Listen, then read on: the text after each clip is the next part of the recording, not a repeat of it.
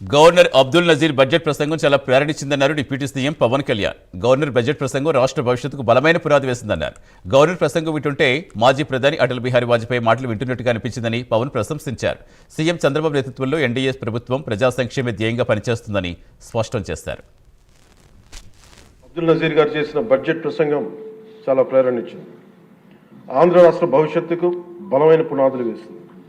వికసిత్ భారత్లో భాగంగా వికసిత్ ఆంధ్రప్రదేశ్ లక్ష్యంగా సాగింది. గౌరవ రాజ్యపాలకులు శ్రీ అబ్దుల్ నజీర్ గారు బడ్జెట్ ప్రసంగం వింటున్నంతసేపు ఆద్యంతం భారతరత్న శ్రీ అటల్ బిహారీ వాజ్పేయి గారి మాటలే నా మనసులో మెదిలినాయి. వారు అన్న మాటలు, Bharat needs a government that cares, Bharat needs a government that will reach out to the last person the last. ఆ స్ఫూర్తితోనే గౌరవ ముఖ్యమంత్రి శ్రీ నారా చంద్రబాబు నాయుడు గారి నేతృత్వంలో నడుస్తున్న ఎన్డీఏ కూటమి ప్రభుత్వం దివ్యాంగులకి ఇచ్చే పెన్షన్లు 3,000 నుంచి 6,000కి చేసి, అలాంటి ఉన్నతమైన వ్యక్తి ముందు ఆ 11 మంది సభ్యులు వారి ప్రసంగ సమయంలో వెల్లోకి వచ్చి రభస చేసిన విధానం చూస్తే నాకు ఒకటే అనిపించింది అధ్యక్ష, హనుమంతుడి ముందు కుప్పి గంతులు వేయడం ఏంటి అని.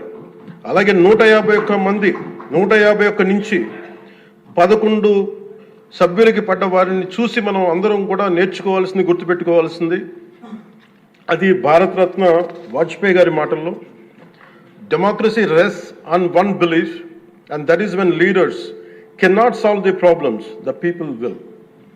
అందుకని ఇది మనం చాలా జాగ్రత్తగా మన భారతరత్న వాజ్పేయి గారి మాటల్ని మనం తీసుకోవాలి అధ్యక్ష.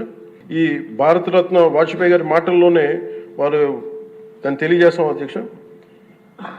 The challenges we are facing ahead, మనకున్న ఛాలెంజెస్ కానీ ఉన్న సమస్యలన్నింటినీ భవిష్యత్ వికసిత్ ఆంధ్రప్రదేశ్ దిశగా ఎలా వెళ్ళాలి అని అనుకుంటే అది వాజ్పేయి గారి మాటలను చెప్తాను అధ్యక్ష.